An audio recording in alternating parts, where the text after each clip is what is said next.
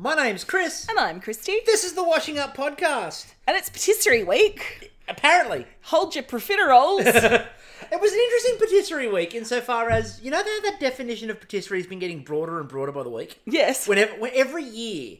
And all of the versions of Bake Off are doing it. And on one hand, it's great because you get all these really cool other things. On the other hand, I really just want a patisserie week. Yeah, look. I'd like patisserie. But that would be nice. There was a St. Honorary in there. Oh no, it was religious. There was some Choux. There was some Choux. That's patisserie. There was some Choux. But it's different to pastry week. You know this. No, I know it's different from the two things, and I get what the and word the entremet is a patisserie. Yeah, but what do you want? I just feel like cake is also a patisserie. Yeah, everything is a patisserie. That's why if you can go to a patisserie, you can get whatever. That's what a long black is a patisserie. Look, I am still true long blacks. Coffee is a patisserie. And one of our favourite patisseries, you can get a bacon and egg breakfast, like a full continental breakfast. There we go, continental breakfast. However, what you can't get, and what I keep getting strange looks at, so when I go in, where are the pinatas? Where are my biscuit pinatas? No biscuit pinatas anywhere. That's a deep cut for people who listen to Australian. Ceiling space to be taken. Anyway, look. I have some views on this week. We will get into that. Right. I have some views on this week. I just think that it's great to see people demonstrating how to get vitamin D, by sun exposure. Although I do hope they were wearing a good sunscreen as well. That's what I love about, living in Australia. It's kind of like, everyone's vitamin D deficient because they're all so scared of the sun. It's like we're a bunch of... As a pale redhead, rightly so. The sun has been trying to kill me for years. Living close to the ozone layer and... I mean, you can't be anywhere near light at the moment.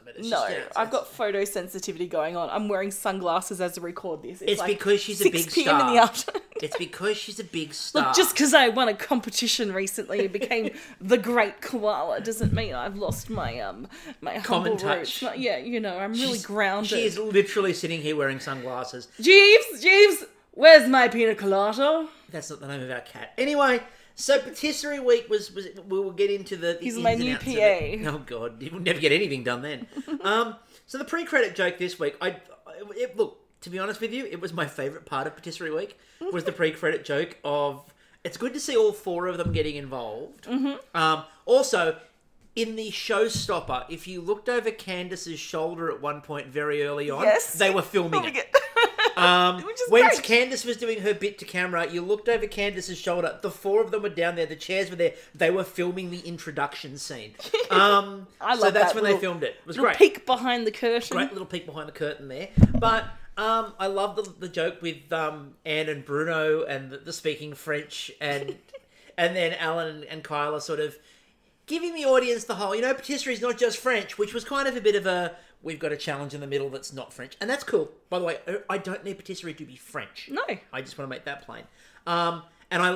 Look, anytime you get to hear the word pamplemousse is fine by me. And if you don't know the band Pamplemousse, go look at them up on YouTube. They're wonderful. But I also loved the way that, Bruno's delivery at the end, where he held up and très magnifique, was absolutely superb. I loved that so much. Candace then tempted the baking gods by saying, "This will be my week." Candace, wow, bold. And look, we'll have a talk about that in. That's putting your deck on the table. Look at me speaking New Zealandy. Oh, well done. Anyway, so the signature was mini religious. So 2 hours 15 minutes to make 10. I really love the difference in pronunciation too between Anne and then Bruno. And Anne is really trying hard to be as diligent as humanly possible with that French pronunciation. Mm-hmm. Bruno doesn't give a shit. So my only disappointment in the religious, the real one, the traditional one, I should say, the big one, the one that Nerman hates with a fiery passion. Shout out, Nerms. It's supposed to be based on the look of a nun, from what I understand. Okay, so. We got frogs. We got dogs. No one went for a penguin. It was right there, folks. We got rabbit / rabbits. So we got nobody went with the penguin. It was just there. If you'd done the penguin, you could have put the Blues Brothers sunglasses on it too, and the hats. And it could have been a penguin with the sunglasses and the hat. What is it? Oh, it's the penguin. Oh, you know what I want someone to do now? Yeah. Is to create a poop emoji one. with the crackling. Oh, like God. not flavoured poop. not flavoured. You want to get that straight. Not the flavour. Yeah, just yeah. the texture. Christopher. Anyway. Cannon, where are we at? Anyway. What? This is a classy podcast now that I'm here, bullshit. you know? Greatest sentence, classy. So we start with... Oh, sorry, arsey. We start with Choux. We always start with Choux. How One do of my you favorite. shoe? It's one of my Do favorite shoe? things that happens. That's your shoe. It's one of my favorite things in any week in Bake Off is when people decide they're going to make Choux. Sometimes it works. Sometimes it's British Bake Off, and near the twain shall meet. And this week, to be fair, most of the actual Choux itself worked. Yeah. The cooking times varied, but the Choux itself worked, and the crackling worked, which is unusual. Now, this is where I think Candace is, like, the gods just gave her a little warning. They're like, okay. They gave her a tap. They gave her a little tap. They went, Candace, a little bit underbaked here, doll, because you But we'll talk about her. flew a little high. We'll talk about that during the judging. Okay. So Andrew shaped them like his dog Tristan, and then gave the flavors after his dog's favorite flavors of peanut butter and cream cheese mousse. Nice. And also made blueberry jelly bones. I was here for the blueberry jelly bones. They look Yes. really cool. I also love the fact that he hides the pills in cream cheese. That's genius. Except we've got cats who would just lick the cream cheese and leave the pill. They leave the pill. We used to do things like put it in jam and Yep. hide it in hard cheese for some of our dogs. Like the bigger dogs are dumber, right? Yeah. Bigger dogs are dumber. They will just eat it in one gulp. The smaller dogs though are usually lickers. Like they will just. And if That's a sound effect for everyone at home who really didn't need that. No, but they do that, you know. So, They do. So a big dog, not a problem. You can whack whatever around it and he'd eat it. When I was a kid and we had this little miniature foxy, she was too smart. She just licked the jam around, leave the pill. So, And you know, our cats at the moment are, even though they will eat whatever is in front of them, they are also very much, they know when there's medication. oh yeah, they're trash. They really know when there's medication. Yeah. So, That's why I do the little finger down the side of the throat thing. yeah, I let you do. I let you do the cat's medication, and then they come to me and sook. So anyway, Candace went with Welsh rabbit style. Yes. So mushroom and cheese with chives and parmesan crackling, and also going with a stout to sort of make it really British and UK. As a descendant of poor Welsh people, thank you. I've never actually had Welsh rarebit though, so my ancestors are disappointed in me. I mean, look, I don't really, I'm not a massive fan of rabbit, only because I like meat, and you know, rabbit is you know, substituting. Yeah, but you are highfalutin. But it is also interesting though, because like obviously meat was the thing that was ridiculously expensive, and now with the way cheese goes, I know. it's cheaper getting a slab of beef. Like it's so much cheaper to just slab a cow. Look, I'm looking forward to the day where we have Welsh rare beef, right? But what you're actually getting is insect. Oh yeah, it's You coming. know, like the we're coming. the day is coming. Yeah, yeah. Look, we've already seen it with Kathy in this season with the crumb that she made. So Loic, I've been reading far too much speculative fiction at the moment. you have anyway. A lot of insect-based foods. Yep. So Loic said Choux was his partner's specialty, not his. So if it failed, it was her fault because he followed her instructions. They're doing it. It's all on him. Now, No. Now he went with. If he succeeds, though, her achievement. Yeah, exactly. So white chocolate ganache, and then my favourite filling of the series. Mascarpone, that was fine. Yep. The Sea Buckthorn berry, on the other hand. Now, Sea Buckthorn Yes. is either a pirate Yes. or a Troy McClure character. Why not both? Like, it could be, hi, I'm Troy McClure. You might remember me from such movies as Sea Buckthorn. Privateer extraordinaire. Exactly. And yeah, and probably not a pirate as such. More likely that privateer Yeah, era, yeah. where, you know, I'm a respectable businessman that storms and loots ships. Yes. I'm not a pirate. No. I'm respectable. I'm doing it for the Queen. It's white collar piracy. Stiff, starched, laced from white the- collar piracy. It's from it's from not from the piracy region of France. Yes. So it's sparkling privateering. Yes. But yeah, Well, I it is love, patisserie week. I now want to see somebody come up with the character of Sea Buckthorn. Well, I think that's you. It's NaNoWriMo. You can start. It's only halfway through November, the National Yeah. Writing Month, right? Yes. you just have to make up some time. But on it, Buchanan. I will get into it. Anyway, come at him with some extra characters. You know, this is going to be the next. I mean, pirates are in. Our flag means death. Yes. Bringing pirates back. Oh, there was a thing this week. You mentioned that it's a lot national... less problematic than the Johnny Depp ones. You mentioned that it was like National Writing Week or whatever it was. NaNoWriMo. It's National Writing Month. Did you know that today is World Toilet Day? Well, I visited. I got an email today that said celebrate this World Toilet Day, and I'm like, what the fuck do you mean it's World Toilet Day? Well, I guess, a lot of people don't actually have sanitation, so it's a nice little nod to... that would be celebrating sanitation. I like the idea that this is just something that like Caroma or the major toilet producers have put out there, like Valentine's Day is a Hallmark holiday. Starts with real traditions and real beginnings and St. Valentine and the sacrifice and those sorts of things, and becomes a Hallmark day. Yeah, but I like the idea that Toilet Day is all about ceramic producers globally. You know who's going to love you on this day? Who? Armitage Shanks. Look, the superior toilet company. Absolutely. Forget Caroma, it's all about Armitage Shanks. That's a shout out to anyone in Australia who watched Get This, or listened to Get This. Anyway, moving on, because that's a radio show that finished in 2007. We were really modern and up with the references here, Mark. You can't tell there's a lot that happened this week, can you? Anyway, so Camilla had frog-shaped bakes, white chocolate and strawberry with marzipan tongues. And the tongues... Look, we'll talk about the tongue moment in a minute, because we go back to Loic, and Loic...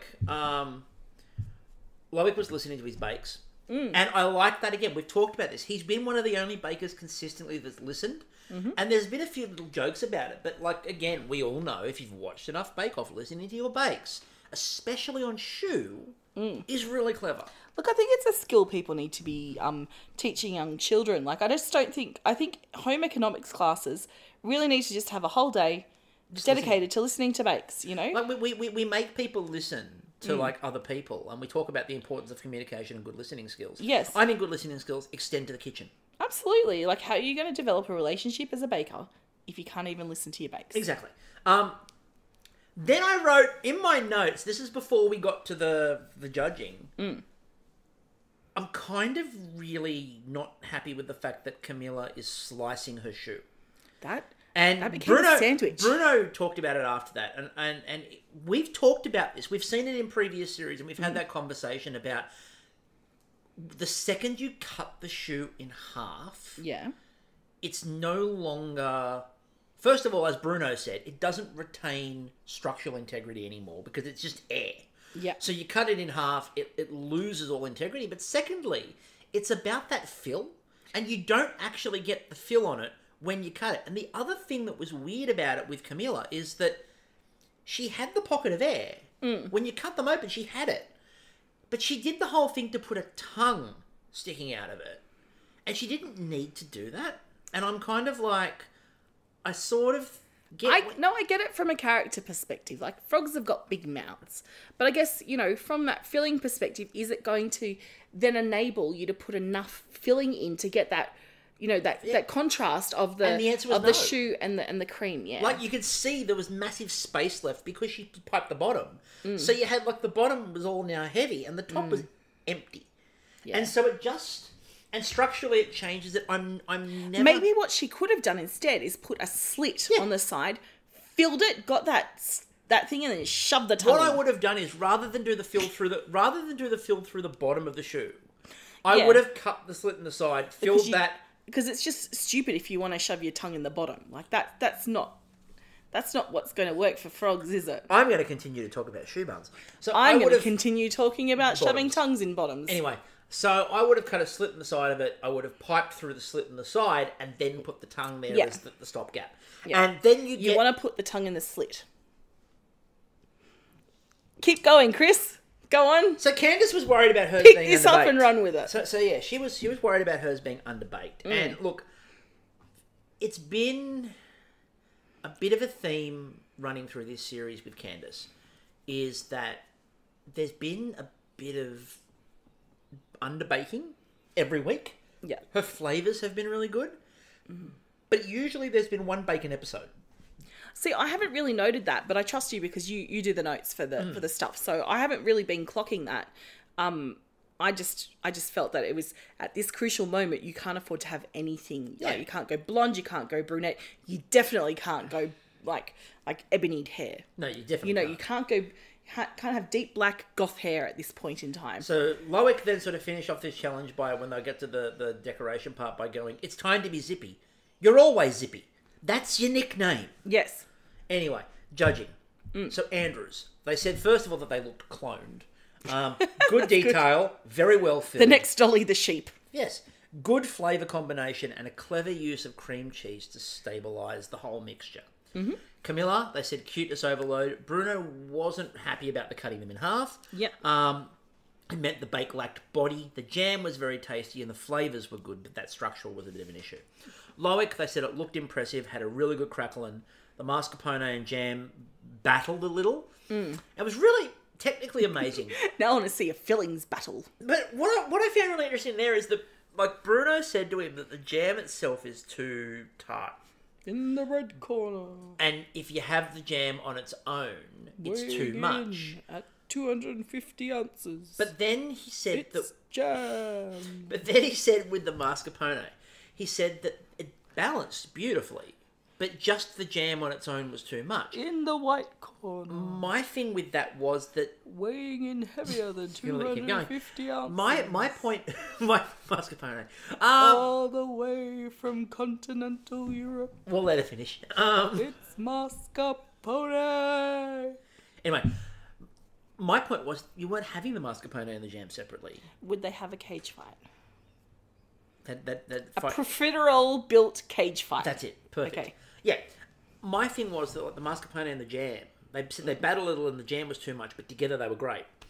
Well, that's how you were having them. They were in the thing together. So were, yeah. I found it really interesting. They focused on that jam is too much. But with the mascarpone, it balances, but the jam is too much. And that was one of the criticisms when they got to the end. They went, "Oh, I didn't really like his first bake. That jam was a lot." And I'm like, but then you said it balanced with the mascarpone. What? Anyway. Yeah, Candace, there's a little bit inconsistent. we'll talk about that later. Candace, they said her shoe collapsed completely, which meant it needed more baking. They said it did taste like rabbit, and the flavours were fine, but she needed to cook the shoe longer. Yeah. Now, the technical. Now, Bruno said, "Be patient and you'll grow tall." I've been trying. You've been quite impatient, my love. Yeah, so Chaya, I can never pronounce it, which was basically, it's a cream cake with soaked in peach syrup with peach. It's a Uruguayan sort of really light and fluffy peach cream cake. Look, I was looking at this going, where can I get my hands on one? Because it looks delicious. It looked amazing. And particularly with the way that it was decorating, it reminded me of like the way we do pavlova. Yes, it really did. Particularly for Christmas. So I'm now like, Yep. I agree, 100%. And occasionally you can buy pavlova cake. Yeah. Not as a pav, but as a cake. And And that's reminded me of that. it's now stone fruit season. We could do this. We are in stone fruit season, that is true. Yes. Now, nobody in there had seen one of these. Now, it is a light cake. They're usually invisible. It's a light cake, chantilly cream, meringue on top. And they said Bruno said you need to whip the mixture until it's tripled in volume. Wow. So it's really got to be beaten. Like Devo. Now- That's Devo level. Like, Now, the you know, reason why we're sort of moving through this so briskly is it's that, like Devo the extended mix. to be blunt, nothing happened in this challenge. No. Zero. There was zero. So this is literally what I wrote down. Camilla overwhipped the chantilly cream. She remade it. Then Camilla said, "I've got the first cake, and then I will put the fridge on top. I mean the other cake, not the fridge." That would squash it. That was it. Now... Well, there was a bit of like talking about how do you cut three cheeks in there the was how do you peaches. cut three cheeks? There was a bit of talk about the peach emoji. Yeah. Which they moved on from far too quickly. I'm sure there was. I need to know if there was more peach discussion of what other I'm quite emojis sure got. there was. My interesting point on this was I went back and rewatched a couple of times. I went back over this one because, first of all, to see what else there was in the actual challenge. But secondly, one of the things that Bruno kept commenting on was the way that people did the meringue on the outside. Yeah. Now, what I found really interesting was he commented on Loic and said that the outside meringue was a bit big and could have been smaller when he broke it up. It was the exact same size as the one that Kyla and Bruno ate. And then Candace, who was just before Loic, had bits the exact same size. And for some reason, it was only mentioned when they got to Loic's. See, I don't know. Like, I thought maybe there was more variety in the size of meringue bits that were put on Bruno's. That could have been it. There was, like, the ratio of small to large bits was more in the way of the medium in Bruno's, and maybe it was more in the way of large on Loic's. I just don't care. Just feed me all this cake. Yeah, I didn't really care, but my only reason I'm raising it is because that was raised as the critique. Yeah. Oh, they're too big. Okay. Yeah, but when we get critiques like this, we know we know there's like... Yeah, they're nitpicking. They're nitpicking. Yeah. There's not a lot to go on. Yeah. Camilla. So they said it was a nice meringue. The peach had really good flavour, but it was slightly over-poached. The cake was nice, but it was a lot more compressed than they should have. Maybe she brought the fridge near it. Possibly. In the vicinity. Maybe a freezer. Maybe just a freezer. Yeah. Andrew, they said the cake was low, and the reason was actually, it wasn't that the cake was really clumped up, although it was a bit starchy, but it needed more filling in the middle. He didn't put enough cream in the middle. The peach had good flavour, but the chantilly was basically too thin, and the cake had a little bit of starchy taste to it. Yeah. Candace, some of the meringue was excellent, others not. Good height and good texture, and they said the chantilly was perfect. Yep. Loic, they said good job on the peach fanning in particular. They comment on his knife skills. The decorative meringues were excellent, but again, Bruno raised that the outside could have been smaller. Great balance between filling and cake. The peaches were perfect. They said the cake is slightly dense, but great cake. So, from bottom to top, Andrew, Camilla, Loic, and Candace. So, that brings us to the showstopper. It does. Because, second last showstopper for the season. Yep. It feels... This whole year has gone quickly, quite frankly. And this season, I feel like I've blinked. And yeah, I missed one episode. Had to double up 1 week. But it feels like it's gone quickly. It has gone quickly. So, the showstopper is entremet. Yes. So, display level entremet, 24, 2 different kinds. Yes. That was the challenge. Now, Andrew sort of went with a tequila cake with lime mousse for one of his. And an Earl Grey cake with lemon mousse.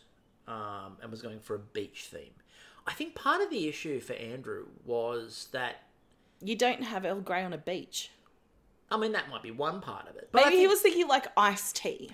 I think the other part of it was he commented on, like, it was a tequila with lime mousse. Yeah, but then he said that it was, when he sort of tried to describe it to them, he used, was it pina colada or was it mojito?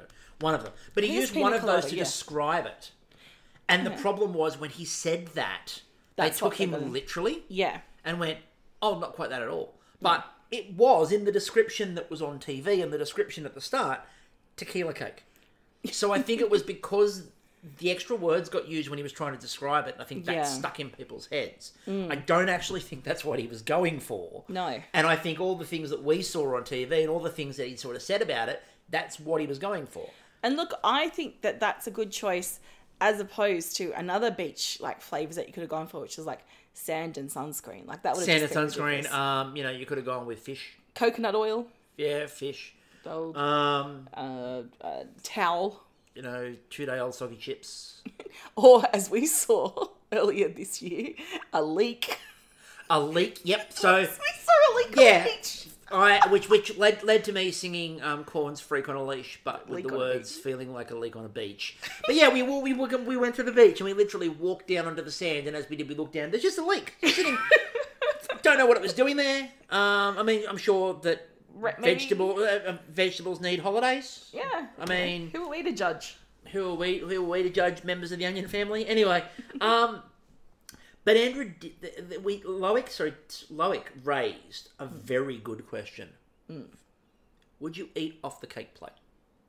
Sure. Now, my answer was yes. I'm very much Team Loic. But I'd do it in a special way. Like, it'd have to be an occasion, maybe the celebration with family and friends after you've won it, and you've made something nice to put on it. It wouldn't be like, I'm just going to have my morning toast off I would not eat necessarily off the cake plate initially, but not for any sentimental reason. Okay. It's because it's a bloody transfer. Oh, it's stuck on. The words Great Canadian Baking Show is stuck on the middle of it. Oh no, you don't want to. Like, it's not engraved. You don't want to be fucking with the transfer then. Like, no, I would take it off. Yeah. I'd maybe put that somewhere else. Then I'd eat off the damn thing. But my whole thing is not about, it's microplastics. My issue is not the cake plate and the sentimentality of the cake plate. It's microplastics, and I don't want to be eating microplastics in my cakes. So, like with a strawberry mousse and a hibiscus jelly, and then a lemon mousse with a nasturtium jelly. Yes, we've seen a fair bit of nasturtium lately too. It's great. I'm here for it. Like, just getting some, like, making less common things more common. And then Candice went with apricot mousse and ice wine jelly, and then a raspberry mousse and a Baco Noir jelly. For a moment, I thought she said rice wine jelly, and I'm like, ooh, going some sake. Now, Camilla was inspired by her father's love of soursop, which I've never heard of. No. So, yeah. But yeah, soursop mousse and mango curd, and then chocolate ganache and coffee mousse. Now, those two I've heard of. Yeah. Those two I'm very familiar with. But again, I really like the kind of knowing the familiar, but also being introduced to new flavours like Sea Buckthorn. Look, I wanted more Sea Buckthorn. I don't know what it tastes like, but I wanted more of it. Can I just say as well, and I never thought I'd be in a position where I would say this in a way that was disappointed. I miss Saskatoon berries. Do you? We haven't had them. Have we scared them off? Have we? I wonder if we put Big Berry back in its box. Have we won? Big Berry back in the bush. Did we win? I think we won. I mean, we're losing to Davidson Plum here in Australia. But did we win? A cultural victory. A cultural victory over Saskatoon berries. Because, like, I mean, it was playful, guys. We love you, and you got us thrown in debtor's jail. It's fine. You got us thrown in debtor's jail. I like the fact that we might have lost the debtor's jail but won the war. But on the other hand, it's kind of like, when you see an old foe, sort of, there's a tinge of sadness as you defeat somebody occasionally, and then you just celebrate. It's like, and we will. Trust me, we will party long into the night. But I think we beat Saskatoon berries. Yeah, I'm calling it a victory. I'm calling it a victory right now. Let us know, Canadians. Did we win? Or should we be a bit cautious and wait till the end of next week? We don't see them in the final. Suddenly the grand final is nothing but Saskatoon berries. We don't see them next week. I think we can safely confirm we win. Now, at this point, Camilla was trying to make her mousse. And she was about to pipe it. And then she turned around to Andrew and was like, is this a bit grainy? And you could see it. Like, it was, to quote an Australian commercial that nobody over there will understand, it was so chunky you could carve it. Yes. And Andrew looked at him and was like, a little bit. I think it's good that, you've got people you can actually rely on to give you, like, straightforward was Andrew or Loic? It might have been Loic. I can't remember. It was one of them. Sorry. No, I'm pretty sure it was Andrew. I thought it was Andrew, but yeah, I'm pretty sure it was. Yeah, but it's sure it was. I appreciate people who, when you ask them, does this look right? Is it tasting wrong? Blah, blah, blah.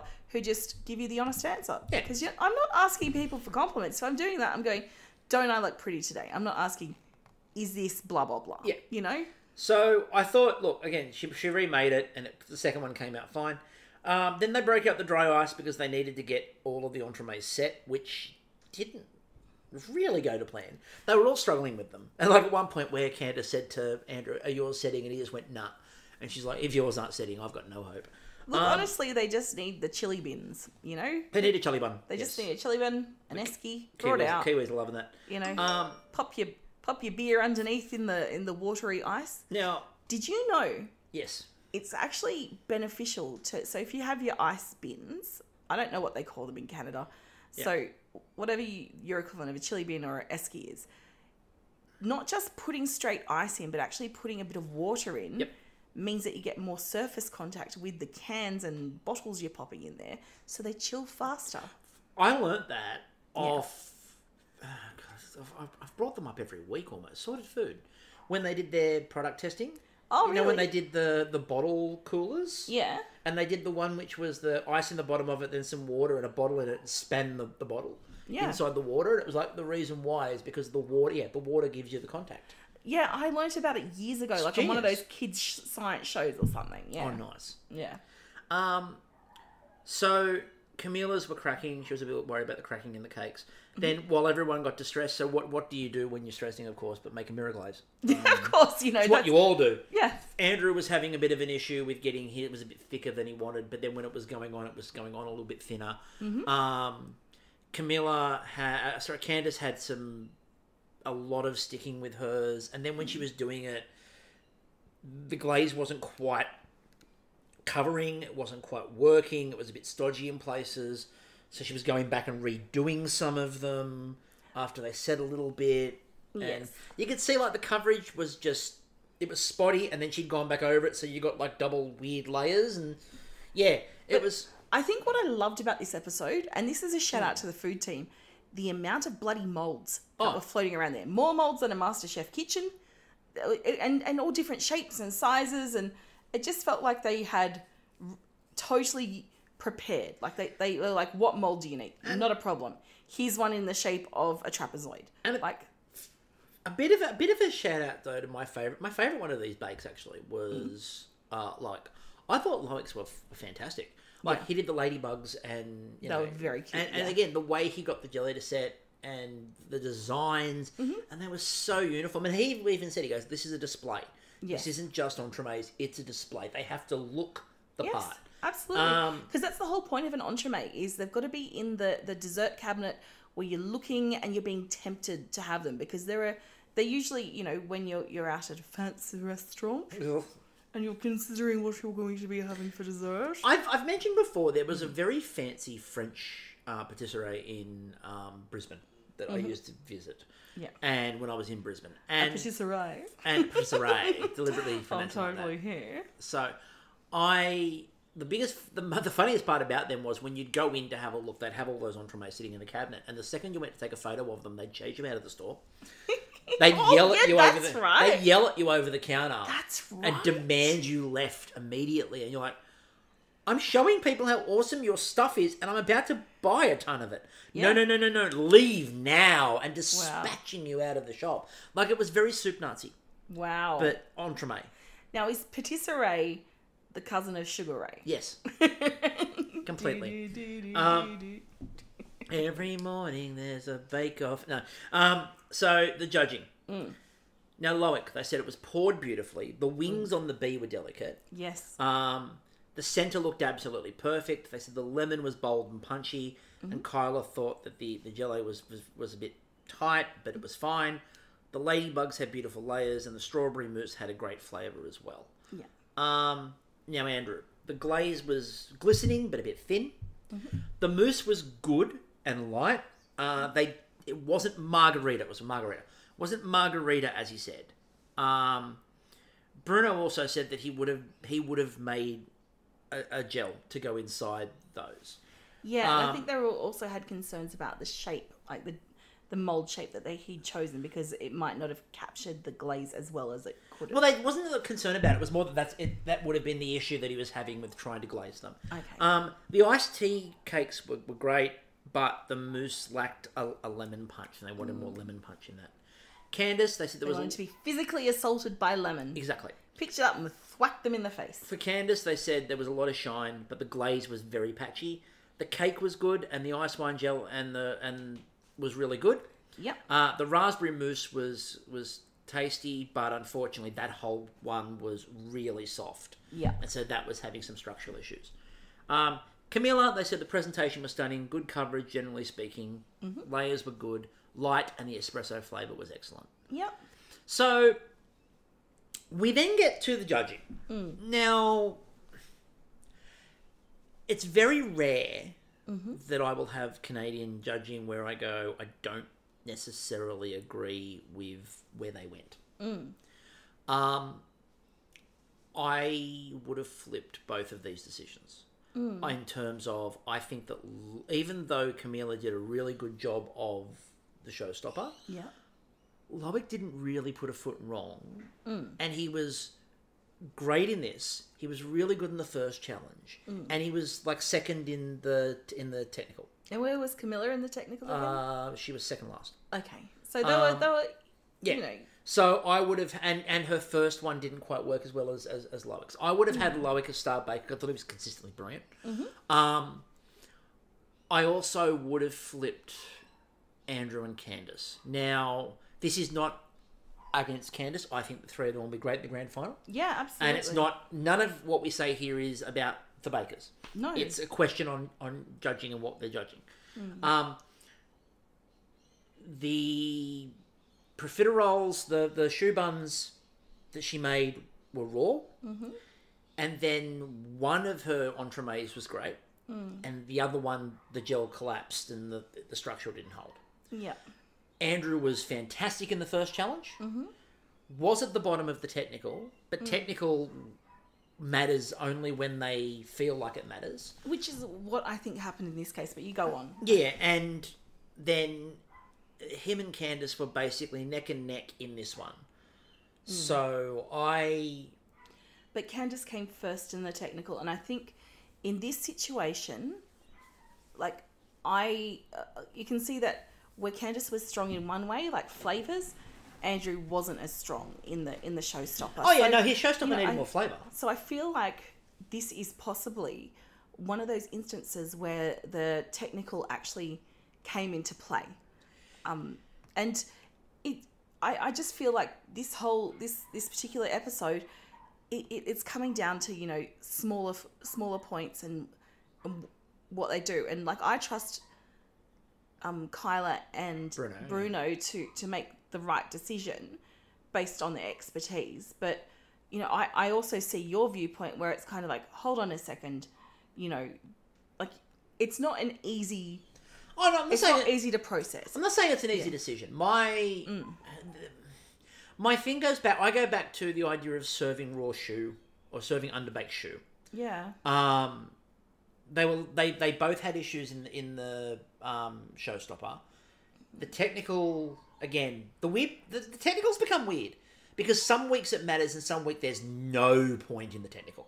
Like, and there was a very clear distinction in the signature because Andrew's signature was one of the best bakes he's probably done all series. Yes, but as we've discussed in the past, the technical usually comes into play when it's very difficult to distinguish who's going through and who isn't. Yeah. And this is literally one of those situations. The Star Baker, you know, I tend to agree with you. I think Loic was far more consistent, but, you know, perhaps it was storytelling and we didn't quite understand how amazing that showstopper was. Like, it just kind of, you know, prefer frogs, prefer what's. Yeah, look, as I said, it's not an easy decision. We're going to hold differing opinions on that, and that's fine. But no, it's not that I hold a different opinion. It's just more like I can see that this is a tight week, and quite frankly, I'd be happy with any four of those. Oh yeah, no, I don't have a problem with you know the final three. I don't. No, have an I know issue you with it don't. at all. I know you don't. I always just like asking the question, especially when you get to those sorts of things, because it's very rare. I said it's really, really. If you go back and listen, it's incredibly rare that we ever look at Canadian and go, "That's interesting." I think this one, it really is like it's not clear cut, and there's a bit of like, you know, like it's kind of like back and forth about different things because you got to remember all the little bits of what went on in the bakes, and so it would have been a tight race. That's all it came down to. So Andrew goes home, and look, the other thing with Andrew is that, and like he was Star Baker last week, but he's had a couple of weeks where he was close. So it's been a really interesting sort of ride for him. I thought it was really interesting. The week that I thought he probably did his best bake is the one he went home in. Yeah. But obviously, you know, we've got our three now. So we have our final three, and it's Loic, it's Candace, and it's Camilla. I'm really looking forward to this grand final and seeing what they produce. Hopefully they get good weather for it, or they've had good weather for it. Cause... Good weather, not ridiculous weather. Yeah. Yeah. We don't want rain, we don't want heat. Just good weather, nice good, weather. Solid, comfortable weather. If the Bake Off gods can go back in time and change the weather to be temperate, Yes. that'd be fantastic. Thank you. You know, and can I just say as well, there was a specific reference to the Bake Off gods at the start of the episode too. There so it's were. good to see people invoking them. Yes, and just acknowledging their existence. They I do think exist. it's important. Yes. Exactly. So that'll do us for this week. The next time we talk to you, it's grand final. Indeed. So- And, well, another season over. Indeed, it is. And we do have one more, apart from possible interviews as well. We will definitely be talking to some bakers. Yeah. But they also announced the holiday special. Oh, and it's 4 previous winners. And not only that, but it is close to my dream lineup. Oh my God, we've got Nat coming back. It's so we've got Natalia, we've got Andre, we've got Rafikat, Yes. and of course we've got Vince. My So- God, this is a star lineup. Like this is like who I'd see them putting forth for the Commonwealth Games. It's, you know? yeah, this is what is- I think. This might actually be them training for the Commonwealth Games. This could be a preparation run. Yeah. So anyway, until next time, I'm still Chris, And I'm still Kristie. and we'll catch you all later. Mooselepomp.